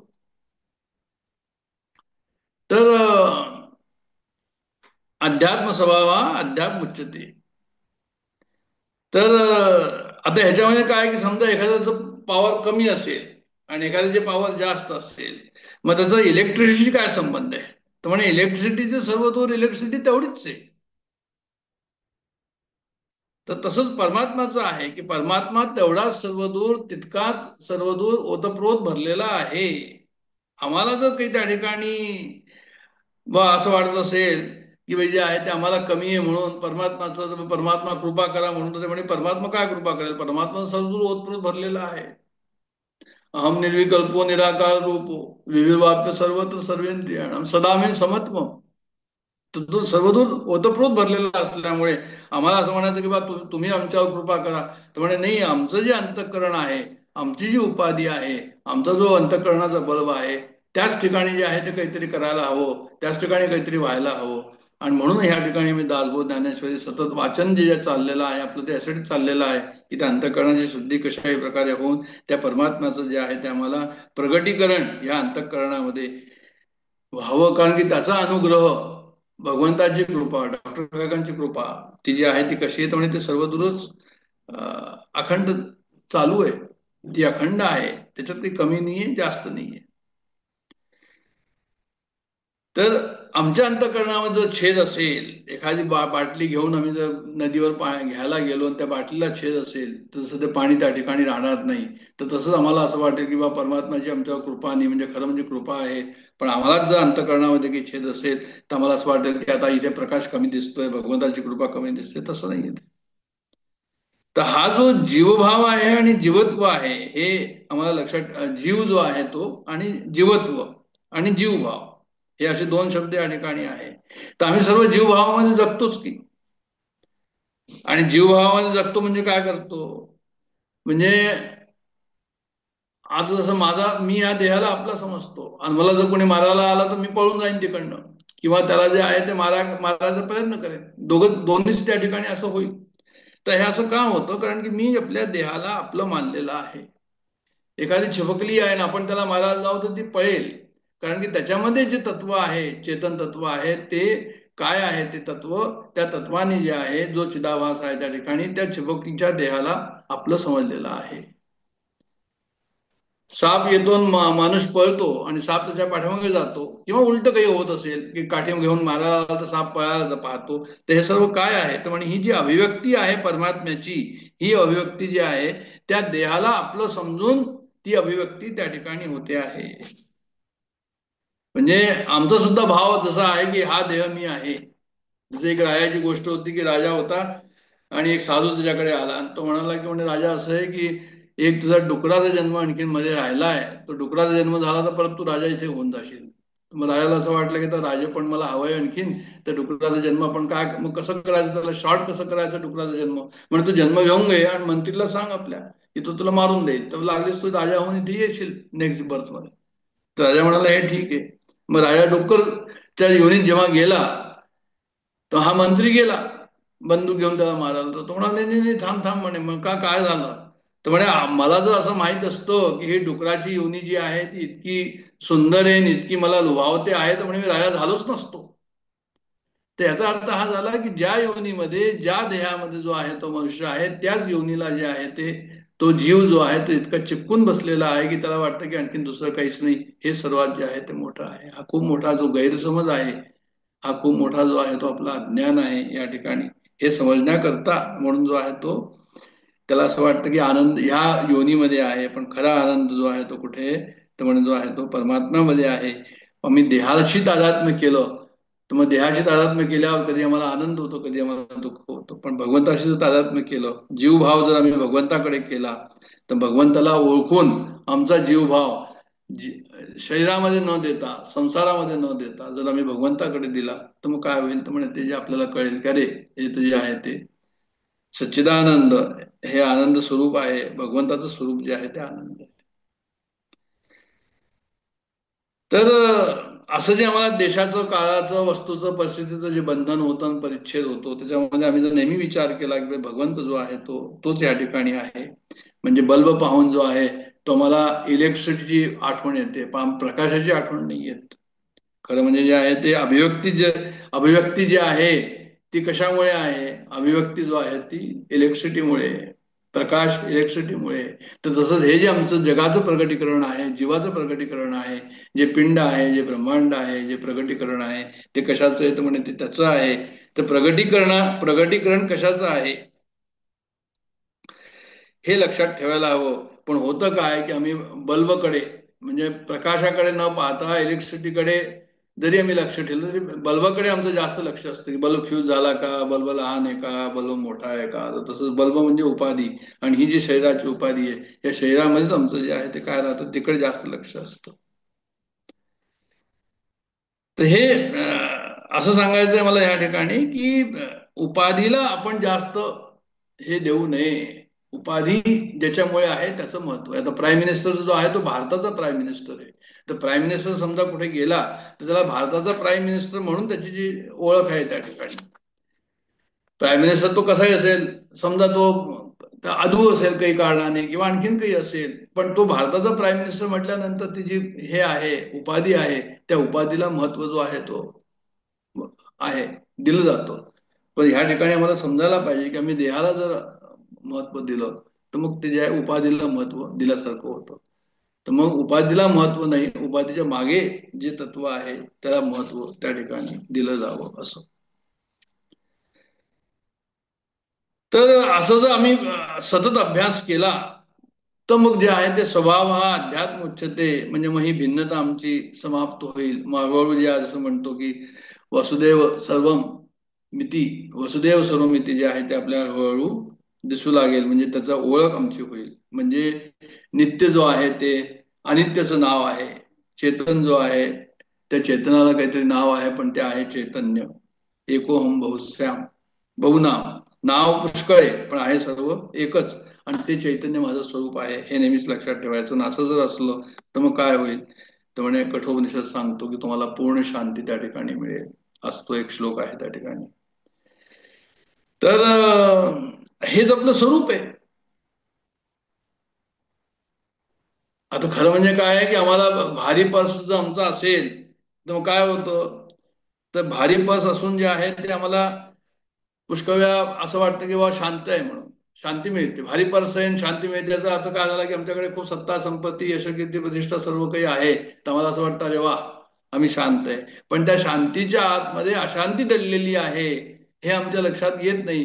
कारण जे शांत तत्व आहे त्याला आम्ही विसरलेलो असतो आणि सत्ता संपत्ती कीर्ती प्रतिष्ठेमध्ये जे आहे त्याच्यामध्ये लागलेलो असतो आणि तो म्हणतो मी मोठा, मी असा, मी तसा, मी तसा. तर हे जर असं आहे तर त्यांना असं या ठिकाणी म्हणायचं आहे की हमें भारी पर्स कंधे से में चले तो हमें शांति लगती है, पर वो शाश्वत नहीं है. हमारी शांति जो है वो अशांति के ऊपर है. असं असं एक ते स्टेटमेंट आहे. तर ज्यांनी सर्वदूर परमात्माला पाहिलं, मग आता कसं पाहायचं परमात्माला सर्वदूर, तर म्हणजे त्याचे सद्गुण असतील ते तुम्ही घ्या ना. समोरचा मनुष्य असेल त्याचे काहीतरी सद्गुण असतील. सासू आणि सून आहे तर सासूचे काहीतरी सद्गुण असतात. काय सद्गुण असं सासूची, तर म्हणे ती सिनियर आहे, तिला अनुभव जास्त आहे, 4 पावसाळे तिने जास्त पाहिलेले आहे, आणि तिने जो माझा पती आहे त्याला जन्म दिलेला आहे. अशा प्रकारचे काही काही तुम्ही पॉइंट त्या ठिकाणी घेऊन तुम्ही आपली दुर्भावना त्या ठिकाणी काढा आणि त्याचे सद्गुण जे आहे ते तुम्ही पहा. असं एक त्याचं जे आहे ते असं जर पाहिलं तर मग जे आहे ते तुम्हाला काय होईल, तर म्हणजे जसं बल्ब पाहिल्यावर इलेक्ट्रिसिटीची आठवण येते तर तसंच जे आहे ते संसारात राहून तुम्हाला परमात्म्याकडे तुमचं लक्ष राहील. आता काही चांगलं असतं काही वाईट असतं, आपण चांगलं पाहावं आणि एक तत्व जे आहे ते त्याच्या पाठीमागे आहे ते पाहायचं. मग मग तुम्हाला चांगलं आणि वाईट मग तसं काही राहणार नाही जर तत्वाकडे गेला तर. मग चांगलंही आहे वाईटही आहे, हे प्रकार आहे व्यवहाराचे संसाराचे.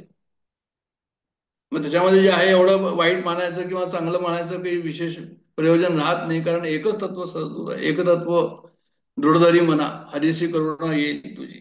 जर एक तत्व जर तुम्ही हे झालं तर तुमचं जीवन कसं होईल, तर म्हणे आनंदमय होईल, शांतिमय होईल. म्हणजे भेदोमध्ये अभेद पाहायचं. तर अशा प्रकारे ती साधना आहे. म्हणजे जगामध्ये जितकं परमात्माचं मी दर्शन करू त्या ठिकाणी काय होईल, तर म्हणजे विक्षेप कमी होत जाईल आणि सत्वगुण तुमचा जो आहे तो वाढत जाईल. आणि सत्वगुण जर अंतःकरणामध्ये वाढत गेला, रजोगुण कमी झाला आणि तमोगुण संपला, रजोगुण कमी झाला आणि सत्वगुण वाढला, तसं होणारच नाही की तुम्हाला भगवंताचं दर्शन होणार नाही, भगवंताचा अनुभव होणार नाही. असं नाही होणार असं म्हणतात ते या ठिकाणी. तर म्हणजे माझा जरी जीवभाव आहे तरी माझं असली स्वरूप जीवाचं नाहीये, असली स्वरूप माझं परमात्म्याचं आहे. जो जीवत्व जे जीवभाव आहे ते काय, तर म्हणजे ते परमात्म्याचं स्वरूप त्याच्यामध्ये आहे. आणि ह्यालाच आम्ही भगवंताचा स्वभाव असं समजतो. म्हणजे आम्ही मग त्या ठिकाणी काय होईल की निंदास्तुतीने प्रभावित होणार नाही, कारण की ते काय आहे ते तर म्हणे ते वृत्ती आहे, त्या वृत्त्या येत जात राहतात, असा मी त्याचा त्या ठिकाणी विचार करू. म्हणून भगवंताचा स्वभाव आम्ही त्याला, हा भगवंताचा स्वभाव आहे. तर आपल्याला हे लक्षात ठेवायला पाहिजे की मी पण जीव आहे, दुसरा समोरचा पण जीव आहे, पण तत्व जे आहे ते त्या ठिकाणी एकच आहे. जीवाला आम्ही श्रेष्ठ आणि कनिष्ठ जरी मानलं तरी तत्व जो आहे तो एकच आहे ना. मग नाम रूप देश काल वस्तू परिस्थिती याच्यापासून जे निरपेक्ष आहे ते तत्व मी आहे, माझ्यात आहे, सर्व दूर आहे, ते त्याच्यातही आहे.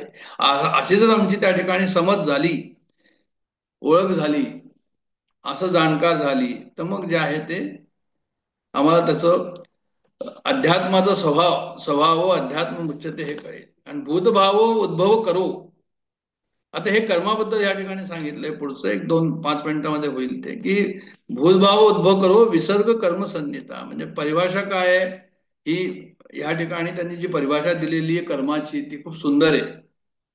त्यांनी काय दिलंय तर म्हणजे जे आहे ते विसर्ग हा शब्द आलाय, विसर्गाचा अर्थ होतो त्याग करणं.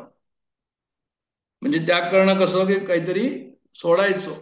म्हणजे आता आपण पुष्कळ वेळा पाहतो यज्ञामध्ये जे आहे ते आहुती जे आहे ते फेकतात, तर आहुती फेकायच्या नाही, आहुती जे आहे ते सोडायच्या. तर तसंच विसर्ग म्हटलेलं आहे या ठिकाणी. मग परमात्मा काय करतो तर म्हणजे जो आहे तो परमात्मा जो आहे तो, आता हे सर्व जे आहे ते जग बनलेलं आहे, आणि हे जग जे बनलेलं आहे हे काय होतं तर म्हणजे जे आहे ते एक वेळ महाप्रलय होतो त्याचा, म्हणजे सर्व जग जातं, आणि सर्व जग गेल्यानंतर जगतची निर्मिती कशी होते परत, तर म्हणजे जगतची निर्मिती अशी होते की परत जो आहे तो भगवान जो आहे तो आपला एकोहम बहुश्याम, म्हणजे तो अव्यक्त असतो. पण त्याच्यापूर्वी आपल्याला हे समजायला पाहिजे की जेव्हा आपण प्रलय म्हणतो आणि महाप्रलय म्हणतो तेव्हा असं नाहीये की आज मी जे पैदा झालो आणि 50 वर्षांनी मेलो म्हणजे 50 वर्ष होतो, असं नाहीये. म्हणजे अखंड त्याचं उत्पत्ती स्थिती लय चाललेलं आहे जगामध्ये काही ना काहीतरी. हे विशेष समजण्यासारखं आहे, हे अत्यंत आवश्यक आहे. नित्य निरंतर उत्पत्ती स्थिती आणि लय हे अखंड चाललेलं आहे. असं काही नाहीये की म्हणजे झाल्यावर थांबलं म्हणून नाहीये. तर म्हणजे ते कसं आहे तर म्हणजे काही ना काहीतरी त्याची उत्पत्ती स्थिती लय झाले. म्हणून तुम्ही तर म्हणा मी देह आहे तुमचा, आज झाले तुम्हाला 70 वर्ष 75 वर्ष, मग जे आहे ते राहिला की नाही तुम्ही, तर म्हणजे देहामध्येही तर ते चेंजेस चाललेले आहे. मग त्याला तुम्ही काय म्हणा, मग ते अखंड परिवर्तन त्या ठिकाणी आहे. काहीतरी निर्मिती झाली, काहीतरी जे आहे ते गेलं. तर हे समजायला पाहिजे या ठिकाणी की जेव्हा आम्ही जगाकडे लक्ष देतो तर नित्य निरंतर उत्पत्ती स्थिती लय हे अखंड चालत आहे, हे एक लक्षात ठेवायला हवं. आणि जेव्हा परमेश्वर अव्यक्त होतो त्याच्यानंतर परत व्यक्त होतो, त्याला आपण कल्प म्हणतो, तर मग जे आहे ते जेव्हा महाप्रलय होतो परत तो येतो, तर म्हणजे काय होतं तो पहिला संकल्प त्याचा असतो एकोम भविष्या. तर ह्याला त्यांनी विसर्ग म्हटलंय, म्हणजे त्याग म्हटलेलं आहे. त्यांनी काय केलंय, आहुती टाकली या जगामध्ये भगवंतानी, अशा प्रकारचा तो कन्सेप्ट आहे त्याच्यामध्ये. भूतभाव उद्भव करा म्हणजे त्या ठिकाणी काय केलं भगवंतानी, आहुती टाकली, आहुती सोडली असं म्हणूया, जेव्हा हे जग निर्माण झालं ते. तर तो कर्म जे आहे ते भगवंताचं कशा प्रकारचं आहे हे दाखवलं या ठिकाणी. किंवा भूतभाव उद्भव करा म्हणजे भूत म्हणजे उपर आणि भव म्हणजे राहणं. तर म्हणजे ज्या योगाने आम्ही उंच उठतो, म्हणजे काय होतं असं कर्म करायचं की ज्याने आम्ही वरती जाऊ. म्हणजे परिच्छिन्न स्वीकार नाही करायचं, जे व्यापक असेल त्याला स्वीकार करायचं. स्वार्थाने कार्य करायचं नाही, निषिद्ध कर्म तर करायचंच नाही, स्वार्थाने पण कार्य करायचं नाही. आणि जे काही कर्म अंतःकरण शुद्ध करतील तशा प्रकारचं कर्म त्या ठिकाणी करायचं. म्हणजे त्यागाचं जीवन हवं, त्यागाची जीवनाची प्रणाली हवी, ह्याला त्यांनी कर्म म्हटलेले या ठिकाणी. आता म्हणजे काय की एक तर त्यांनी म्हटलं की जे भगवंत सृष्टी निर्माण करतो ते एक कर्म झालं असं त्यांनी म्हटलेलं या ठिकाणी. आणि दुसरं काय की जेव्हा आम्ही जे कर्म करतो ते जे कर्म जे आहे ते कशा प्रकारचं आहे तर म्हणे हे निष्काम कर्म असेल तर तो श्रेष्ठ भाव आहे, आणि स्वार्थाचं कर्म असेल तर तो कनिष्ठ भाव आहे. तर हे या ठिकाणी आवश्यक आहे समजण्याकरता की एक तर भगवंताचं कर्म झालं, विसर्ग कर्म संहिता म्हणजे त्यागाचं कर्म भगवंतानी केलं, ही सृष्टी निर्माण केली अशा प्रकारचं. आणि दुसरं जे आहे ते आमचं जे कर्म आहे ते कसं हवं, आम्ही विसर्ग कसा करायचा, आम्ही त्याग कसा करायचा. तर म्हणजे आम्ही त्याग करायचा की आळसाचा त्याग करायचा, निद्रेचा त्याग करायचा, प्रमादाचा त्याग करायचा. म्हणजे जीवभाव. आता जीवाला हा उपदेश या ठिकाणी ह्या निमित्ताने की म्हणजे प्रमाद म्हणजे काय, तर म्हणजे परत परत तेच करणं जे चूक आहे त्याला त्यांनी प्रमाद म्हटलेलं आहे. म्हणजे आता मी देह आहे हे परत परत समजणं जे की बरोबर ते चूक आहे. ते ही चूक आम्ही परत परत करतो याला ते प्रमाद म्हणतात. म्हणजे आता कितीही जरी सांगितलं तरी स्थळत्याग होता सभेची जाती. म्हणजे मी देह आहे, मी पुरुष आहे, मी स्त्री आहे, मी अमका आहे, मी तमका आहे, हे जे सर्व चालत राहतो. म्हणजे तुम्ही सांगितलं आम्ही ऐकलं, पण तरी सुद्धा जे आहे ते कसं आहे तर म्हणे हे आम्हाला ते डोक्यातनं जात नाही. तर जो कर्म देहभावाच्या वरती जाईल ते कर्म कसं आहे तर म्हणे ते त्यागात्मक कर्म आहे. आणि ते हे आपल्याला हे जे चरण सांगताय भूत भावोद्भव करो, म्हणजे तुम्ही त्या भावाच्या वरती जा आणि विसर्ग म्हणजे त्याग करा. कर्मसंधिता म्हणजे जे कर्म तुम्ही करता आहात ते त्यागपूर्वक कर्म करा असं त्यांना म्हणायचं या ठिकाणी. म्हणजे जे आहे ते त्याला आपण असं म्हणूया की तेन त्यक्तेन भंजिता. म्हणजे मी जीव आहे आणि मला याच्यावरती उठायचं आहे. ममेवांश जीवलोके जीवभूत सनातना. म्हणजे मी काय की मी जो आहे तो परमेश्वराचा अंश आहे, पण आम्ही काय करतो दोस्ती प्रकृतीशी करतो. आणि आणि अंश कोणाचा म्हणतो म्हणजे परमात्माचा अंश आहे म्हणून. तादात्म्य कोणाशी करतो, प्रकृतीशी करतो. तादात्म्य मी देहाशी करतो. मग भगवंत असं म्हणतात की माझाच अंश प्रकृतीच्या बरोबर जाऊन हे तुला सर्व जगत धारण केलेलं आहे, जीव आणि जगत. तर तू हे ओळखून घे आणि तू जे आहे प्रकृतीशी तादात्म्य न करता तू मायाशी तादात्म्य कर. तुला कर्तृत्वाचा जो अभिमान आहे त्याचा त्याग कर. म्हणजे सूक्ष्म देह हा जो जीवभाव आहे ह्याचा सुद्धा जो आहे तो त्याग कर असं त्यांना म्हणायचंय. मी म्हणून मोठा असं काही नाही. आणि जीवत्व सुद्धा नको. म्हणजे मी दुःखी आहे, मी पापी आहे, मी पुण्यवान आहे हे याला जीवत्व म्हणतात. तर म्हणजे जीवभाव आणि जीवत्व हे काही त्या ठिकाणी नको. म्हणजे स्थूल देहामधनं जर काही जायचं असेल तर त्याला ते काय म्हणतात की स्थूल देहाला सोडायचं तेन तक्तेनं भुंजिता. तेन तक्तेनं भुंजिता म्हणजे जगातील सर्व वस्तूंचा त्यागाने भोग घ्यावा असं ईशावास्य उपनिषद आपल्याला सांगतो. तेन तक्तेनं भुंजिता जगातील सर्व वस्तूंचा त्यागाने भोग घ्यावा. मग सूक्ष्म देहामधनं सुद्धा असं निघायचं कर्मसंहिता. तर जीवभाव जीवत्वाचा त्याग करायचा. कशामुळे त्याग करायचा जीवभाव जीवत्वाचा, म्हणजे करता मी नाही, करता पण सोडायचं, कर्तृत्व अभिमान सोडायचा आणि सर्व काही भगवंताला अर्पण करायचं. याला जे आहे ते सूक्ष्म देहाला सोडणं म्हणतात. आणि धर्माने चालायचं, टेम्पटेशन नको संसाराचं. मग धर्माने चालणं, कर्तृत्व भाव सोडणं, भगवंताला समर्पण करणं आणि करता पण नको, हे सर्व कसं आहे तर म्हणे हे तुम्ही सूक्ष्म देहाला सोडल्यासारखं आहे. स्थूल देहाला सोडण्यासारखं काय आहे तर म्हणजे जगातील सर्व वस्तूंचा त्यागाने भोग घ्यावा. तेन तक्तेनं गुंजिता. मग कारण देह त्यानंतर वासनात्मक देह आहे. तर त्या वासनांना कसं सोडायचं तर म्हणजे ते अज्ञान आहे, ते आवरण आहे. मग त्याला अज्ञानाला जे आहे ते ज्ञानाने काढायचं, ते आवरण तिकडनं काढायचं आणि विक्षेप काढायचं त्या ठिकाणी. म्हणजे श्रवण मनन निधिध्यासन वेदांताचं जे अध्ययन करायचं आणि वेदांताचं अध्ययन करून काय करायचं तर म्हणजे कारण देहापासून जे आहे आपण बाहेर निघायचं.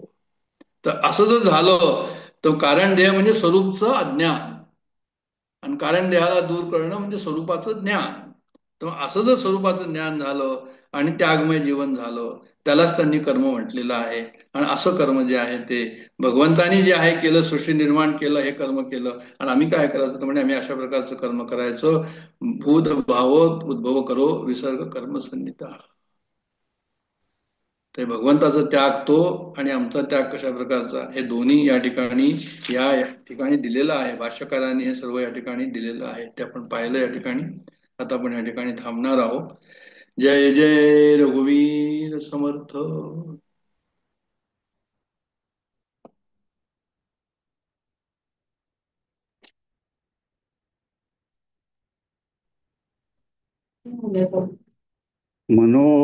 मनोबुद्धिहंकार चित्तानि नाहं न च श्रोत्रजिह्वे न च घ्राणनेत्रे न च व्योम भूमिर्न तेजो न वायु चिदानन्दरूप शिवोऽहं शिवोऽहं न च प्राणसंज्ञो न वै पञ्चवायु न वा सप्तधातुर्न वा पञ्चकोशः न वाक्पाणिपादौ न चोपस्थपायु चिदानन्दरूप शिवोऽहं शिवोऽहं न मे द्वेषरागौ न मे लोभमोहौ मदो नैव मे नैव मात्सर्यभावः न धर्मो न चार्थो न कामो न मोक्षः चिदानन्दरूपः शिवोऽहं शिवोऽहं न पुण्यं न पापं न सौख्यं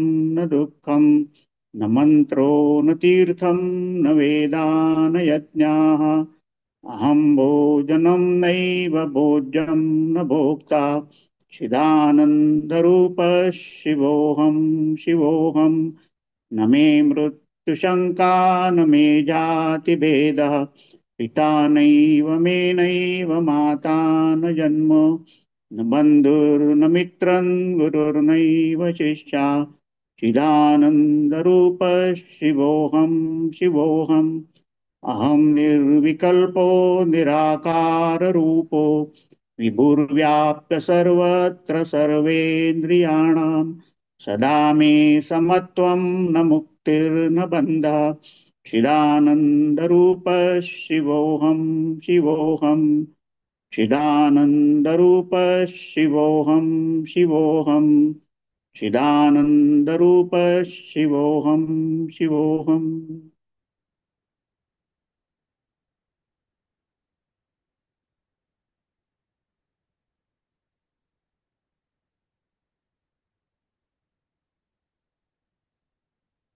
ॐ पूर्णमदः पूर्णमिदं पूर्णात् पूर्णमुदच्यते पूर्णस्य पूर्णमादाय पूर्णमेवावशिष्यते